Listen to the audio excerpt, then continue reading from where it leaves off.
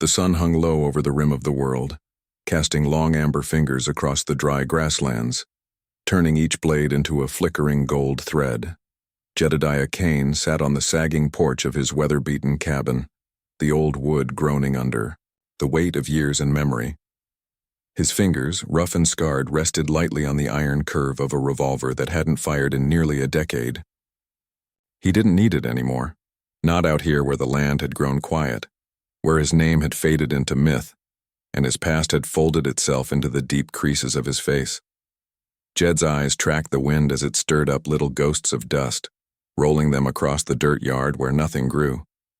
His old hound, Rust, lay in the shade, chest rising slow, one eye half open as if keeping watch.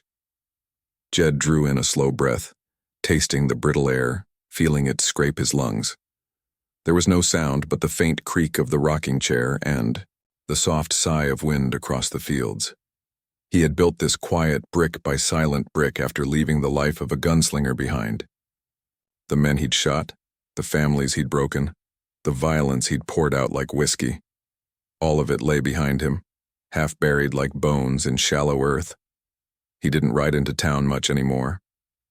When he did, heads turned, conversations softened, children were pulled behind skirts. A man can get used to that kind of solitude if he leans into it hard enough. Jed figured he deserved no less. Tonight, though, something sat wrong in his chest, the kind of wrong you couldn't name, only feel. He rubbed a thumb along the worn grip of the revolver, not out of need but out of habit, the way an old man might trace the edge of a scar, remembering when it was fresh. Far off, beyond the rise, the sun dipped lower, bleeding orange across the sky, shadows lengthening. Jed rocked back slowly, letting the chair's back legs lift, eyes half closed, body swaying just on the edge of balance, the creak of wood, the hush of wind, the hush of a man waiting for nothing. But the world has a cruel way of slipping past a man's defenses. Somewhere beyond the ridge, two small figures stumbled along a dirt path, their feet raw, their faces tight with exhaustion. Elijah's hand gripped his little sister's wrist tightly, pulling her forward, whispering small, desperate things. "Keep walking, Emmy. Just a little more, just a little longer." Emmy's cheeks were smudged with dirt, her eyes glassy with tears she no longer had the strength to shed. She clutched a frayed rag doll to her chest, its one button eye glinting faintly in the dying light. They had been walking since morning, since the wagon had left them by the roadside, their stepmother's voice cold and final. "You're old enough to fend for yourselves." They hadn't eaten since yesterday. Elijah's stomach ached, but worse was the hollow pull of fear. Fear that no one would take them in, that they would be left to the coyotes and the chill of the desert night. Still he walked, pulling Emmy forward because stopping was not an option. Jed, still rocking, still balanced on the back legs of his chair, didn't know yet that fate was bending toward him, slow as a shadow sliding across the ground. He felt only the stir of unease, the tiny prickling at the base of his neck, the sense that something was shifting just beyond the reach of his knowing. He set the chair down with a soft thud, leaned forward, elbows on his knees. Rust lifted his head, ears pricking. Across the rise, Elijah saw the shape of the cabin, the faint curl of smoke from a chimney. His heart kicked in his chest. A house. A man. Maybe. A chance. He gripped Emmy's hand tighter, pulling her along, as fast as her small legs could manage. Jed stood slowly, his joints stiff, eyes narrowing toward the horizon. Rust let out a low whine. Someone, was coming, and no one ever came out this far without a reason. The last of the sunlight caught the two figures as they stumbled over the ridge, painting them in soft gold. Jed felt his breath hitch, though he didn't understand why. Children, alone, out here. They reached the edge of his yard, Elijah panting, his voice cracking as he called out. "Mister, please. My sister." Jed's hand hovered near his gun, reflex old and stubborn, but there was no threat here, only desperation. He stepped down off the porch, boots crunching dry dirt, his silhouette tall and lean, shadowed by the fading sun. Up close, the children looked even smaller, skin pale under the grime, eyes too big for their faces.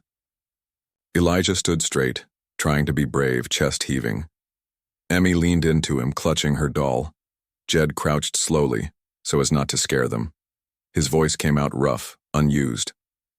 "What are you two doing way out here?" Elijah's lip trembled, but he lifted his chin. "Got no place to go, sir." Jed let the words settle, feeling their weight, seeing the thin line of defiance that ran through the boy's shaking frame. He exhaled long, his eyes flicking once to the horizon, where no one followed. Just two abandoned souls washed up on the shores of his exile. Rust padded up quietly, nose sniffing the children, tail giving one cautious wag. Emmy gave the faintest smile, burying her face in the dog's fur. Jed straightened slowly, a quiet sigh sliding past his lips. He hadn't asked for this. Lord knew he wasn't the man for it, but something in Elijah's steadiness, in Emmy's trust, wrapped itself around his tired heart and wouldn't let go. "Come inside," he said simply, turning back toward the cabin. He didn't wait to see if they'd follow. Some things don't need persuading.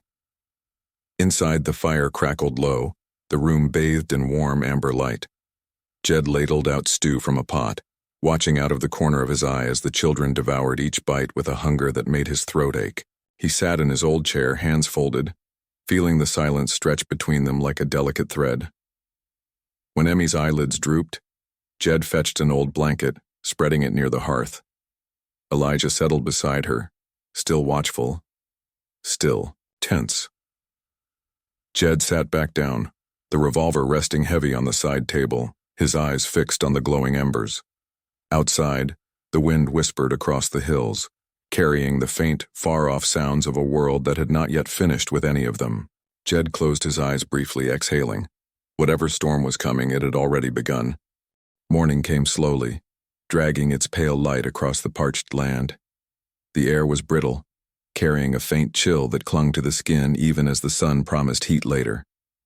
Inside the small cabin, Jedediah Kane stirred from his chair, neck stiff, the ache of old bones reminding him he had slept sitting up again. His eyes fell on the two small shapes curled by the hearth, tangled in the blanket he'd laid out the night before. Elijah's arm was draped protectively over Emmy, his thin chest rising and falling with the heavy sleep of exhaustion.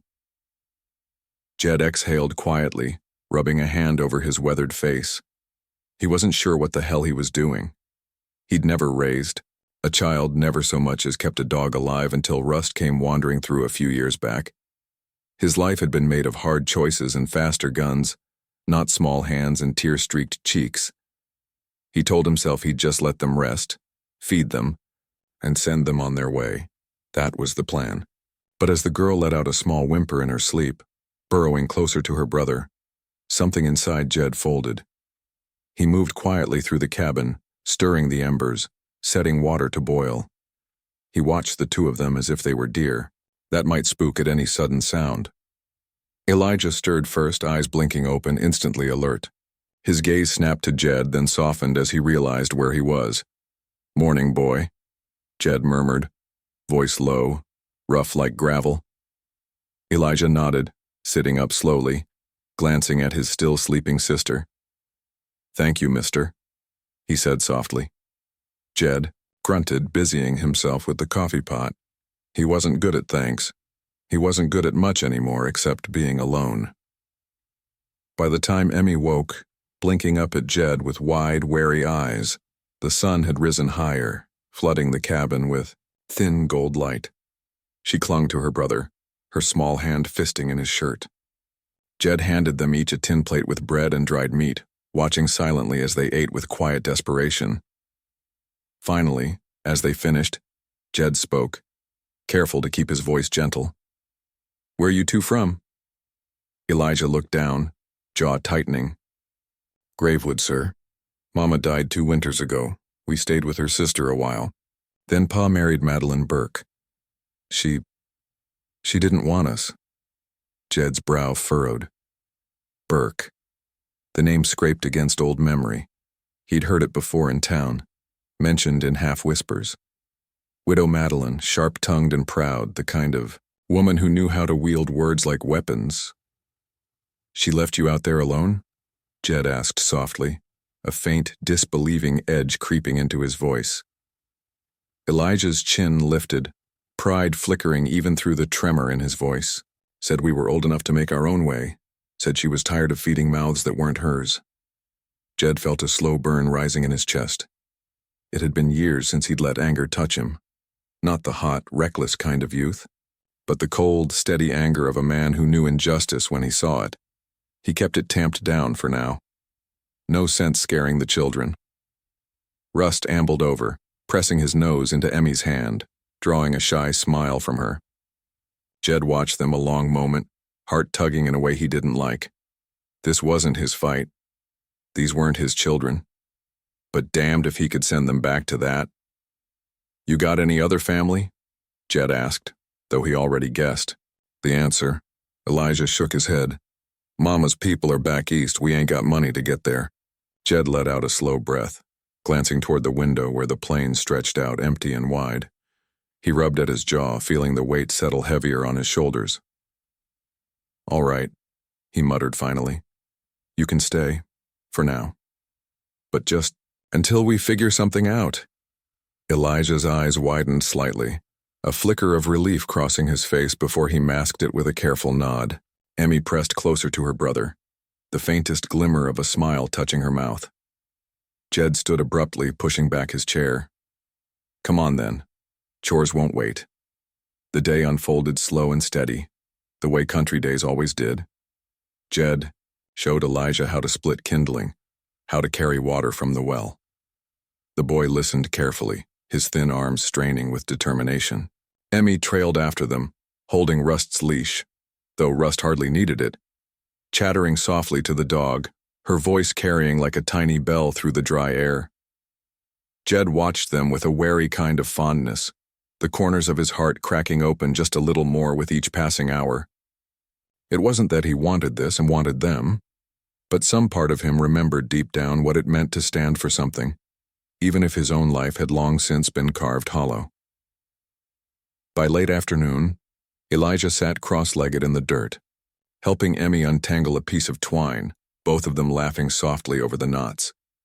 Jed stood at the edge of the porch, one hand resting lightly on the post, watching them. His eyes softened, the lines in his face deepening not with frowns but with something like quiet wonder. He wondered how long it would last. That night, after they'd eaten, after the children had curled once again by the fire, Jed sat alone on the porch, the revolver resting on his knee. Rust lay at his feet, tail thumping softly in the dirt. Jed's eyes scanned the dark horizon, feeling the uneasy stir of memory. He knew Madeline Burke by reputation, if not by face.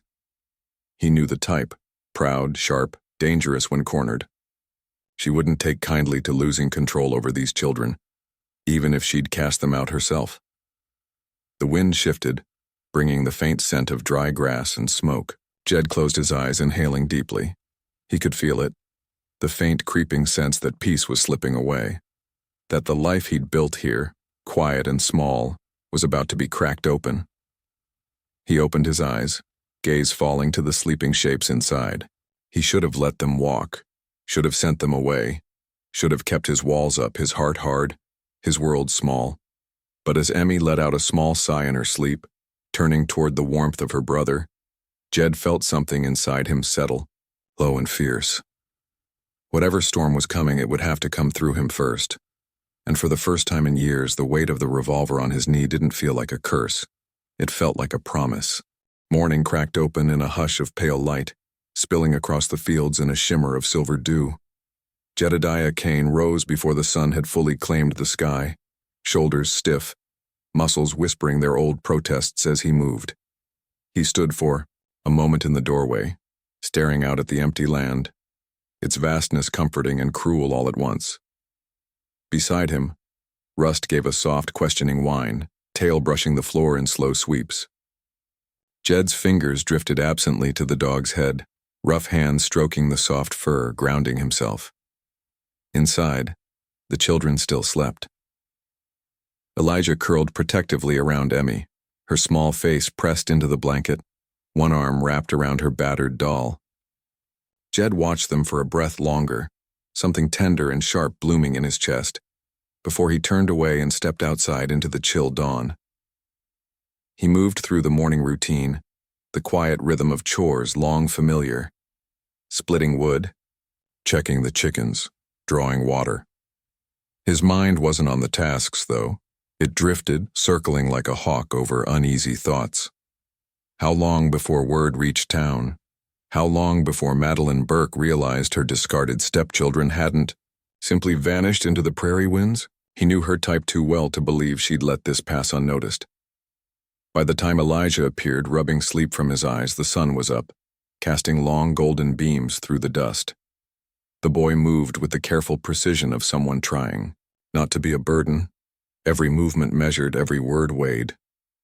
Jed saw it in the way Elijah fetched the bucket without being asked, in the way his eyes flicked constantly to Jed's face, searching for approval or disappointment. "You're up early," Jed muttered, handing over the bucket. Elijah took it with both hands, shoulders tightening under the weight. "Didn't want to be lazy," the boy answered quietly, a flicker of determination in his voice.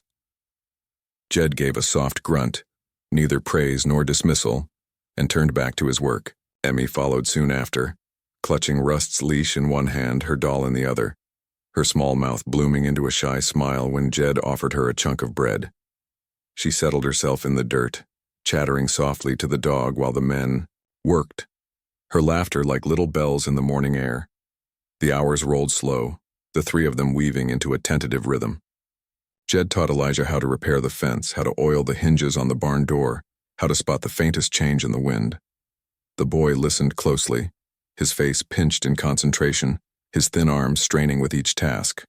Jed felt something tighten in his chest each time the boy looked up at him, hope flickering in those wide, solemn eyes. In the quiet moments, Jed found himself studying the boy, noticing small things, the way he always kept Emmy in sight, the way his jaw clenched when he thought no one was watching, the way his hands trembled ever so slightly when they rested.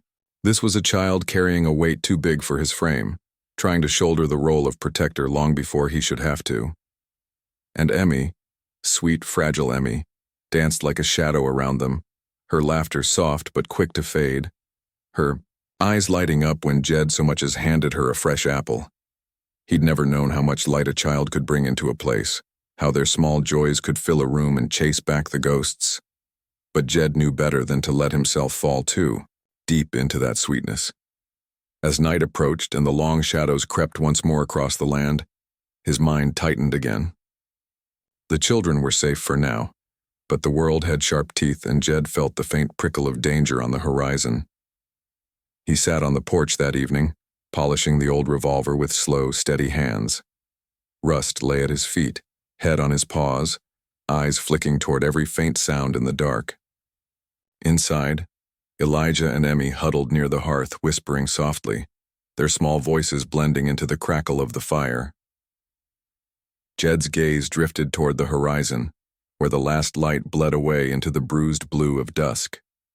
His fingers traced the metal of the gun, feeling its familiar weight, the cold smoothness of it under his palm. He'd sworn he was done with this life, done with violence and the man he used to be. But life, it seemed, had a way of circling back on itself. His thoughts were interrupted by the faint crunch of hooves on dirt. Jed tensed, breath freezing in his chest. Rust lifted his head, ears sharp, a low growl vibrating in his throat. Jed rose slowly, every movement measured, every sense stretched tight. A figure emerged from the dusk, riding slow, a lantern swinging gently from the saddle. Jed stepped forward, gun in hand, though he kept it low, eyes narrowing as the rider approached. "Evening. Kane," came the familiar drawl. Jed let out a slow breath. "Ben," he murmured, lowering the gun slightly. Ben Halstead, the town's deputy, reined in his horse, face shadowed under his hat. "Kane, you know why I'm here," Ben said quietly, voice heavy. Jed didn't answer. He didn't need to. Ben dismounted, boots scuffing the dirt. Words reached town. Madeline Burke's making noise. Says you're harboring what don't belong to you. Jed's jaw tightened, fingers curling slightly around the revolver. They ain't property, Ben. Ben sighed, rubbing a hand over his face. I know that. But the law's muddy when it comes to blood ties. She's their stepmother, Jed. She's got money influence. She's pressing the sheriff to act. Inside, Elijah's face appeared at the window, eyes wide, Emmy clutching his sleeve. Jed's heart gave a painful lurch. What's she want, Ben? Jed asked, voice low. Ben met his gaze, something weary in his eyes. She wants them back, says they're hers to raise, says you've got no right. Jed's breath came out slow, measured. And what do you say? Ben hesitated, shifting on his feet. I say, you ought to be careful, Jed. She's the type to stir up trouble if she don't get her way. I'm here 'cause I like you, but I can't hold off the law forever. Jed nodded slowly, the weight of it all pressing hard against his chest. I appreciate the warning, Ben. Ben gave a faint, sad smile. You always were stubborn, Jed. Be smart, all right? With that, the deputy mounted up, tipping his hat before riding back into the dusk, his lantern swinging like a fading star. Jed stood there a long moment, the revolver heavy in his hand, the night pressing close around him. When he finally turned back to the cabin, he saw Elijah standing in the doorway, thin shoulders squared, eyes wide but steady. Is she coming for us? The boy asked quietly. Jed met his gaze, feeling the raw pull of something deep and fierce inside him. He crouched down, placing a steady hand on the boy's shoulder. She might try, Jed said softly, but she's gonna have to come through me first. Elijah's eyes shimmered, his jaw tightening, and for the first time, Jed saw not just a frightened boy, but a spark of resilience, a flicker of fight. Inside, Emmy curled under the blanket, whispering softly to her doll. Jed sat beside the hearth, revolver resting across his knees, the flames casting long, flickering shadows across the room. Outside, the wind picked up, carrying the faint, ominous scent of coming change. And as Jed stared into the fire, he knew with bone-deep certainty that the quiet life he had built was about to shatter. But this time, he would not run. This time, he would stand his ground. The night settled like a thick blanket over the prairie, stars scattered like silver nails hammered into the black dome above. Inside the small cabin, the fire crackled low, casting trembling shadows across the walls. Jedediah Kane sat in his worn chair, the revolver resting on his thigh, fingers tracing the grooves worn smooth by years of use. Across the room, Elijah and Emmy lay tangled together under the blanket, their breathing slow and even, the exhaustion of the day finally pulling them under. Jed watched them for a long moment, heart tugged by something both fierce and aching. He told himself it was temporary, that this was just a pause before the storm, but deep down he knew the truth. He was already bound to these children, tied by invisible threads he hadn't even realized were weaving themselves around him.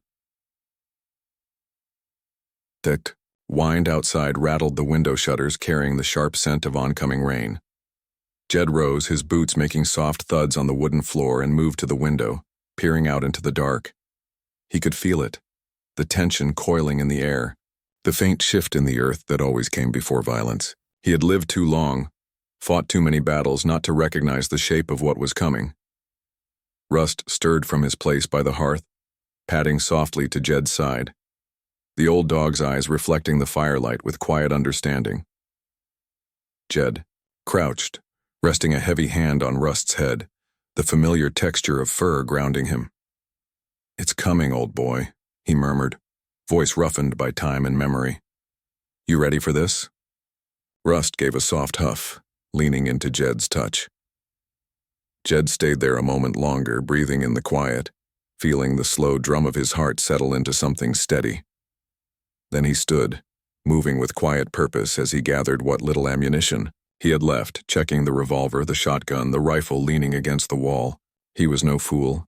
He knew he was just one man, just an aging gunslinger whose best days were behind him. But sometimes, a man stood not because he believed he could win, but because walking away would carve out his soul.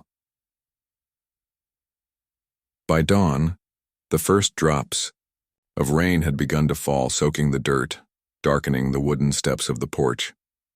Jed stood outside, watching the horizon, his coat pulled tight against the chill. Elijah appeared beside him, small hands fisted at his sides, eyes wide but steady. "I can help," the boy said quietly, voice firm despite the tremble beneath it.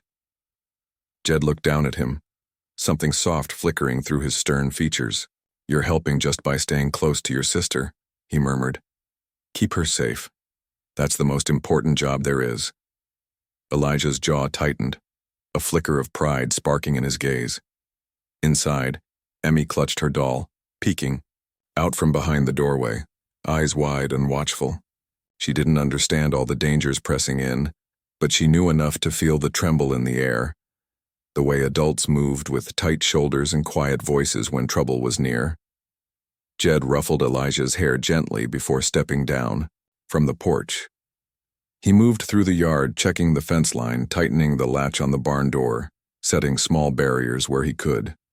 It wasn't much, just gestures, really. But they gave his restless hands something to do, and in moments like this, small acts of preparation could feel like armor. By noon, the rain had settled into a slow, steady drizzle, the sky heavy and low. Jed sat at the table, polishing the revolver, the weight of it familiar, almost comforting. Across from him, Elijah sat sharpening a small knife Jed had given him. Not that it would be much use in a fight, but the boy's hands needed something to hold, something to make him feel strong. They ate lunch in quiet, the scrape of forks and the soft patter of rain filling the silence. Every now and then, Elijah would glance at Jed, searching his face for reassurance, and Jed would offer a small nod, a faint curve of his mouth that wasn't quite a smile but came close. Emmy chattered softly to Rust, feeding him scraps under the table, her laughter a fragile, precious sound in the heavy air. Then, as the light began to fade from the sky, the riders came. Jed heard them before he saw them. The faint, rhythmic drum of hooves on wet earth, the creak of saddles, the low murmur of voices. He rose slowly, heart thudding once hard against his ribs, then settling into a grim, steady beat. Elijah looked up sharply, eyes wide, and Emmy's small fingers clutched at the edge of the table, sensing the sudden shift in the room. "Go to the back room," Jed murmured, voice calm but firm. "Stay with your sister, keep the door shut." Elijah hesitated, eyes flicking to the window, then back to Jed. "But," Jed rested a hand on the boy's shoulder, squeezing gently. "Go on now. I need you to do this for me." Elijah swallowed. Hard, then gave a small nod, grabbing Emmy's hand and tugging her toward the back of the cabin. Jed watched them disappear, a fierce tenderness cutting through the hard steel in his chest, then turned toward the door, rolling his shoulders back, feeling the weight of old resolve settle into his bones. When the knock came, it was polite, almost gentle. Jed stepped out onto the porch, shotgun balanced loosely in his arms, eyes narrowing as he took in the small group of riders waiting just beyond the fence line. Madeline Burke sat tall in her saddle, sharp eyes gleaming under the brim of her hat, mouth curved in a faint, disdainful smile. Behind her, 2 hired men sat stiff-backed, hands resting near the butts of their guns. "Jedediah Kane," Madeline called, voice cutting through the drizzle like a knife. "I believe you have something that belongs to me." Jed let the silence stretch, watching her with the careful stillness of a man who had spent years reading danger in every twitch of a hand, every flicker of an eye. "They don't belong to anyone," he said finally, voice low, even. "They're not cattle, Madeline." Her smile tightened. "They are my late husband's children, which makes them my responsibility. You're harboring them against my wishes, and I intend to take them back." Jed shifted slightly, weight, settling more firmly on his feet.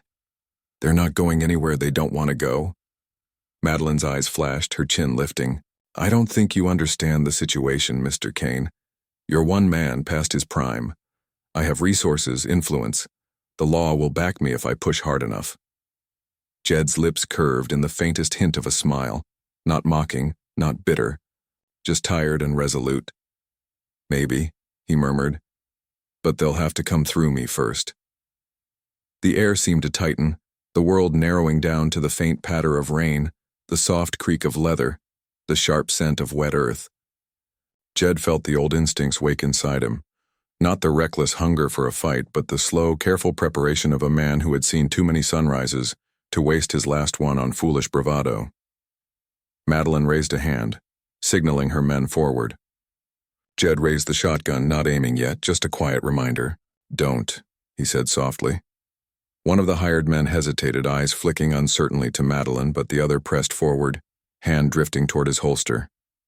Jed moved like a memory of violence, the shotgun swinging up, the sharp crack of the shot shattering the quiet. The man reeled back, gun flying from his hand, not dead but out of the fight, a clean shot to disarm, a warning. The world held its breath. Madeline's face hardened, lips pressing into a thin line. "You'll regret this, Jedediah Kane," she hissed. Jed's eyes didn't waver. "Maybe," he said quietly. "But not today."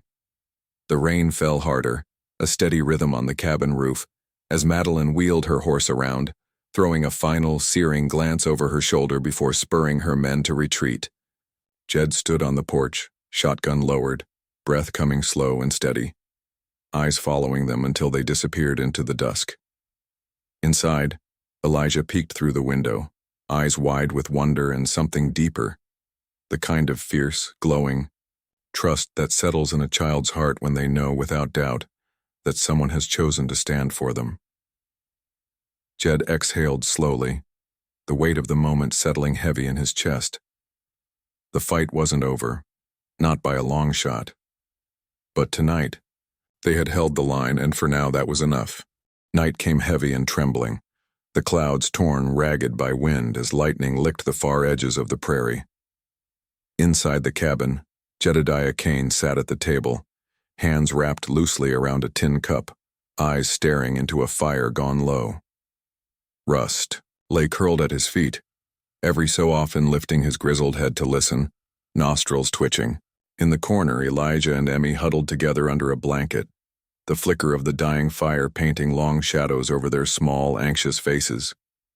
Jed could feel it in his bones, the way some men feel a storm pressing against their skin, tightening the air, whispering of things breaking loose. He sipped the cold coffee and set the cup down with a slow exhale. His fingers hovered near the revolver on the table, the one that had sat quiet for years until now. He had long told himself he was done, that his days of drawing steel had passed into the dust.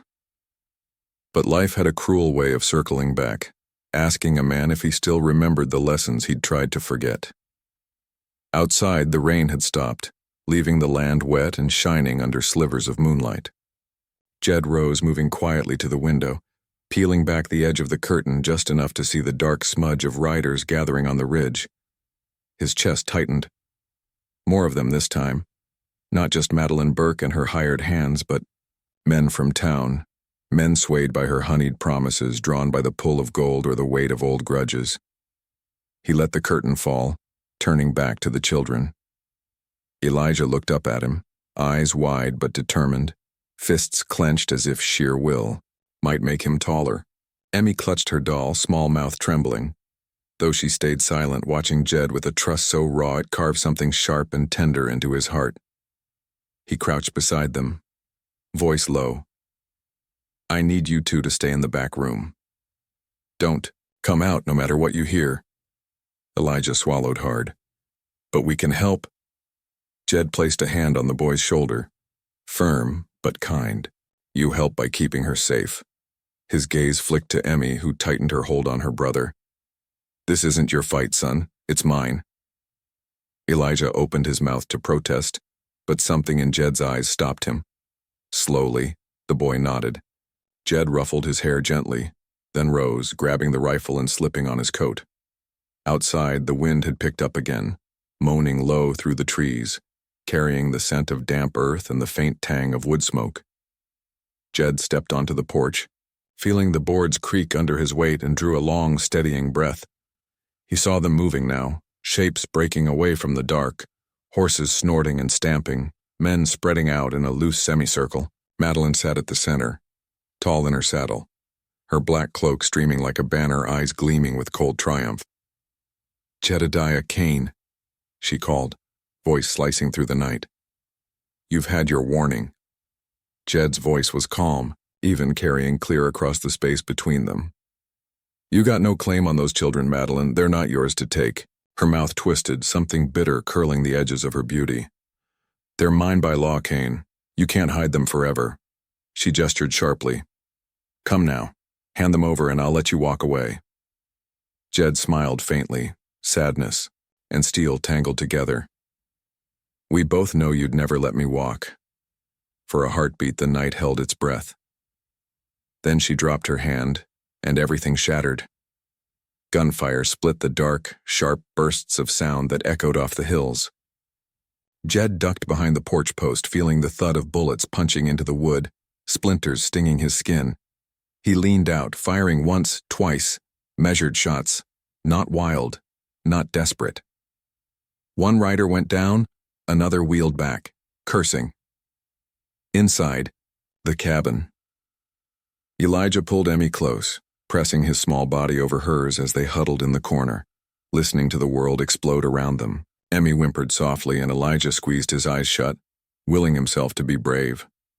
Outside, Russ darted low through the mud, teeth bared, snarling as he lunged at the legs of a man creeping along the fence line. The man cursed, swinging the butt of his rifle, but Russ dodged, buying Jed a precious second to swing the shotgun up and fire. The man crumpled, groaning as Rust bounded back to Jed's side, sides heaving. The fight raged on, a brutal dance of shadows and light, rain and gunfire, the old cabin shuddering under the weight of the attack. Jed moved like a man possessed. Every step measured, every shot counted. He could feel the years in his bones, the ache in his joints, but his mind was sharp, clear. This was what he knew, what he had once been feared for. But they were too many. Jed felt it shift, the tide, turning. His last shot clicked empty, the revolver heavy and useless in his hand. He dropped behind the porch post, chest heaving, sweat and rain mingling on his face. Rust lay beside him, panting hard, flanks heaving. Madeline's voice rose again, smooth, confident. "It's over, Kane. Lay down your arms." Jed's head dropped forward for a moment, the weight of it all pressing down, the years, the losses, the crushing ache of knowing he was just one man against too much. But then he thought of Elijah's wide, fierce eyes, of Emmy's small hands clutching that battered doll, of the way they had looked at him, as if he were something strong, something good, and something inside him caught fire. With a low, ragged breath, Jed rose, stepping out onto the porch, empty hands raised slightly. The men watched him, wary, guns half lowered. Madeline sat tall, triumphant. Jed's voice was quiet, but it carried. "You want them, Madeline?" he asked softly. "Come and take them." For a flicker of a moment, doubt crossed her face. She had expected surrender, defeat, not this raw, unshakable defiance. But pride was a sharp thing, and she couldn't back down now. She nudged her horse forward, one slow step, then another. Jed's hands twitched at his sides, fingers curling, as if remembering the feel of a gun. His eyes locked on hers, and for a heartbeat time slowed. The wind holding its breath, the moonlight gilding the edges of the scene, the whole world balanced on a knife's edge. Then Rust lunged, snarling, slamming into the side of Madeline's horse. The animal reared, shrieking, hooves lashing out. Madeline shrieked, clutching at the reins, but too late. She toppled from the saddle, hitting the ground hard. The spell broke. Jed surged forward, grabbing her gun before she could, turning it on the stunned men. His voice cracked like a whip. "Drop 'em!" For a moment no one moved. Then, slowly, one by one, the hired guns let their weapons fall, the clatter of steel against wet earth echoing in the hush. Madeline lay gasping in the mud, fury and disbelief burning in her eyes. Jed stood over her, shoulders heaving, rain dripping from the brim of his hat. "You've done enough harm," he said quietly. "Go home." She glared up at him, lips curling, but she saw the truth in his eyes, the unshakable line he had drawn, the man he had become again, if only for this night. Slowly she climbed to her feet, mud streaking her fine cloak, and turned away. One by one her men followed, slipping into the dark, leaving Jed standing alone on the porch, gun hanging loose in his hand, heart pounding like a war drum. Behind him, the cabin door creaked open and Elijah peeked out, eyes wide, face pale. Emmy clung to his leg, staring in silent wonder. Jed turned, and for the first time in a long while his face softened into something like a smile. Tired, weathered, but real. He crouched, opening his arms, and the children ran to him, burying themselves in his embrace. He closed his eyes, holding them tight, feeling the small, fierce weight of their trust, their love, their hope. And in that moment, under the cold silver moon, Jedediah Kane felt something shift deep in his chest, the long, slow breaking of chains he hadn't even known he still wore. Later, long after the night had quieted, after the children had fallen, asleep curled beside Rust, Jed sat on the porch, staring out at the empty land. The stars burned bright above, sharp and cold, and the wind whispered through the grass, carrying with it a simple, aching truth. A man is not the sum of his past, but the weight of who he chooses to stand for, and sometimes it takes the smallest hands to remind a broken man that he can still be whole.